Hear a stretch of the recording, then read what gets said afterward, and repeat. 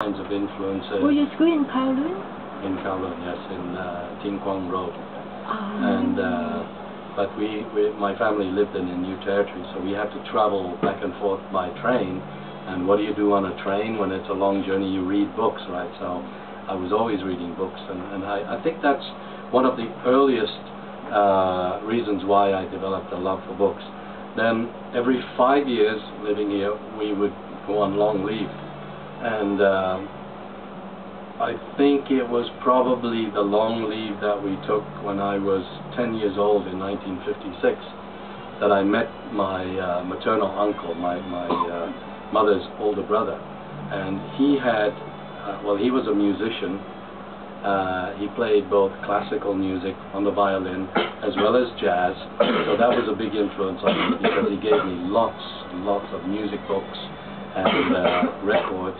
I don't think any of you have probably seen a record from those days. They were not as big as LPs. They ran at 78 revolutions per minute or second, I'm not sure.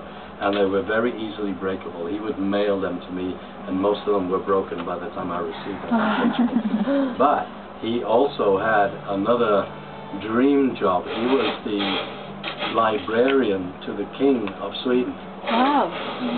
So he used to play his violin in the evenings, and all day he worked in the Royal Library, which has a wonderful collection of books of all kinds, some very ancient books, probably printed on early printing presses that was invented by a guy called Gutenberg, invented the first printing press.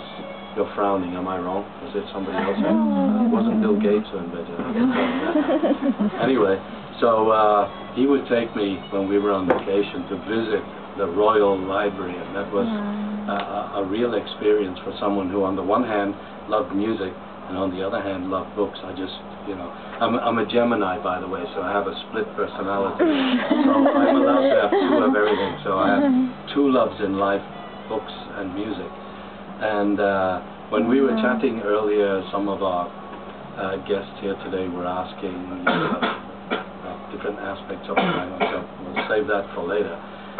But it centered around making your dreams come true, or realizing ambitions, or being able to do things that you dream about as a kid. And I think living and growing up in Hong Kong, there were so many wonderful opportunities to get into various aspects.